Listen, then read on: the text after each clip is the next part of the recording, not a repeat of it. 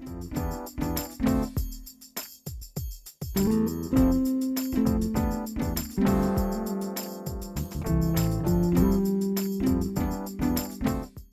서평 멤버 여러분 안녕하십니까? 서평가 서진영입니다. 오늘은 4차 산업혁명 시대 인재상과 일자리라는 2018년 7월 서평의 세 번째 책인 2035 일의 미래로 가라의 두 번째 파트를 함께 살펴보도록 하겠습니다.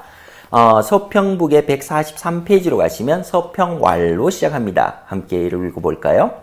앞으로 계속 일자리가 줄면 정부는 누구에게 세금을 거둘 것인가? 일자리가 준다는 것은 세금을 거둘 대상이 세금을 써야 할 대상으로 바뀐다는 말이다. 근본적인 대책이 필요하다. 이 책의 저자들은 대책으로 앞으로 세금을 거둘 곳은 사람이 아니라 공장이다 라고 제시한다.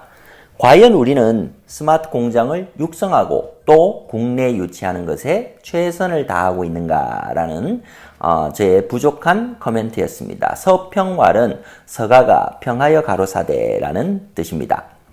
네 번째 챕터이죠. 경영에 필요한 한마디 중에서 몇 가지 재미있는 글을 읽도록 하겠습니다. 세 번째이죠.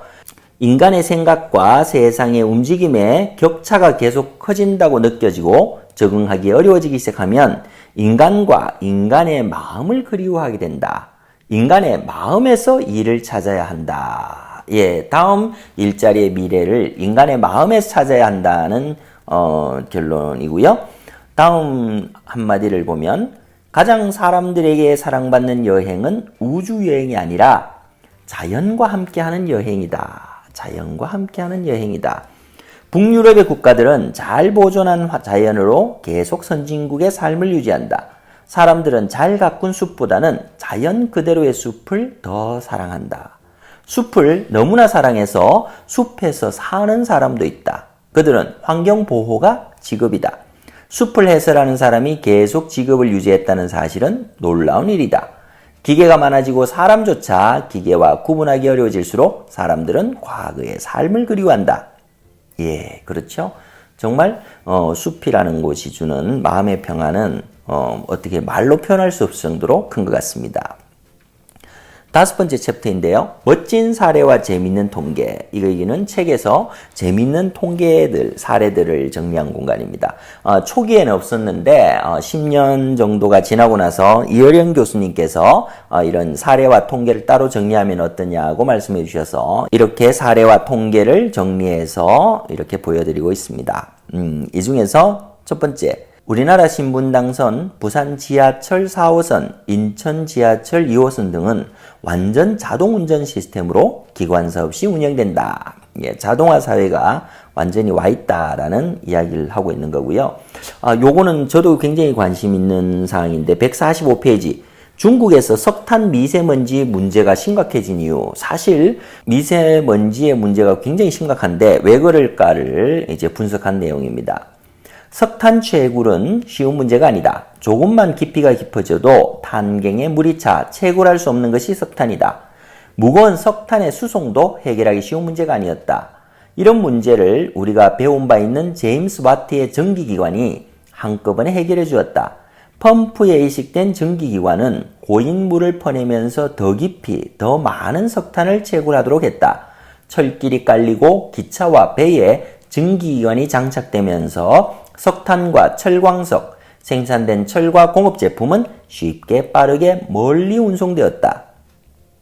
산업혁명이 유럽을 휩쓸고 지나갈 때 중국은 어땠을까? 중국은 서고 동저의 지형으로 서부는 사막과 고원, 산지가 많다. 동부 해안은 평야가 발달해서 인구가 밀집했다. 남에서 북으로 이르는 해안 평야 지역에 과거나 지금이나 많은 인구가 분포했다. 그 중심에는 황하가 흐른다. 2016년 현재 중국은 매장량 기준 세계 3위, 생산량 기준 세계 1위의 석탄 대국이다. 석탄에 대국이라는 표현을 붙인 이유는 광범위하게 사용하고 광범위한 문제를 유발하기 때문이다. 중국의 석탄 매장지는 주로 황허를 따라 분포하는데 상류에 더 많다. 그런데 궁금해지지 않는가? 왜 과거에는 없던 미세먼지가 대량으로 한반도에 날아들까? 중국의 인구가 더 많아지고 점점 공업화해서 그런 것일까?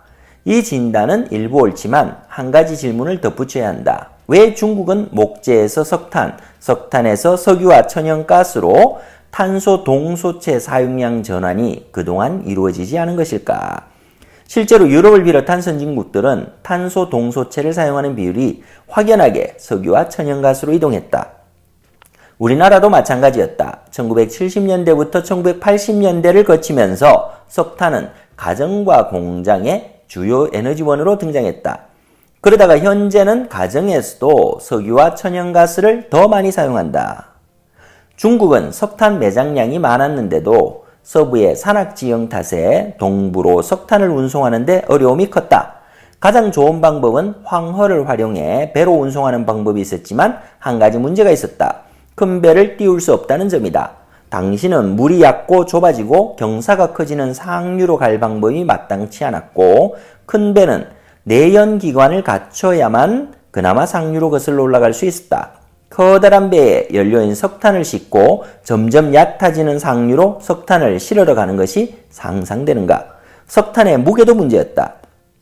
중국인들은 작은 배에 석탄을 싣고 하류인 동부로 운송한 후 배를 줄로 묶어 강변을 따라 끌고 다시 상류로 올라가야 했다.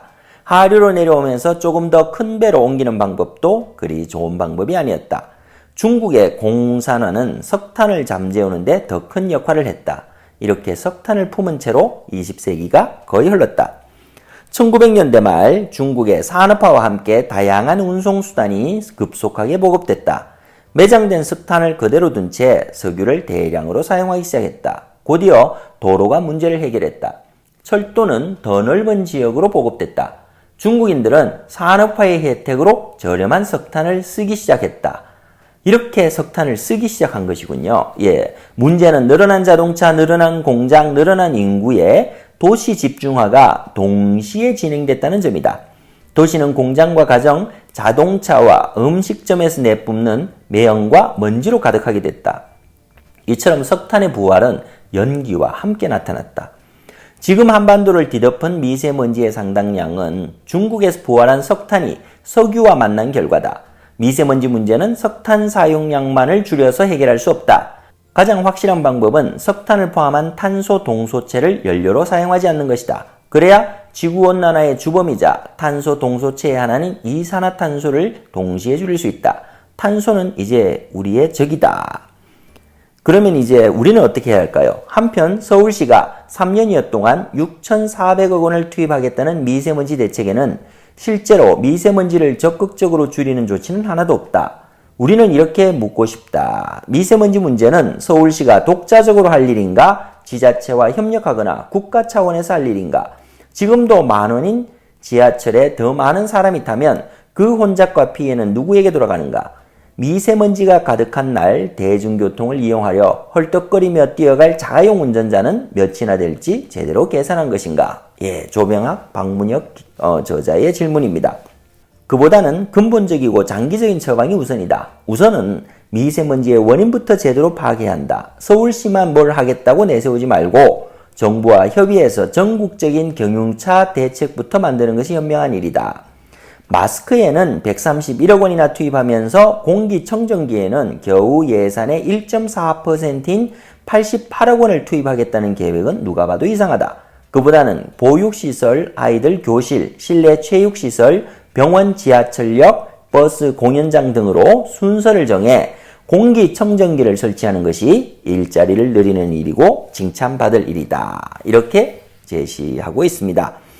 이것이 2035 일의 미래로 가라에서 주장하는 내용인데요. 참 재미있게 보고 있습니다. 이것이 바로 2035 일의 미래로 가라에서 이야기하는 내용들이었습니다. 책을 읽으시면서 즐겁게 독서를 하시기 바라고요. 감사합니다. 서평가 서진영이었습니다.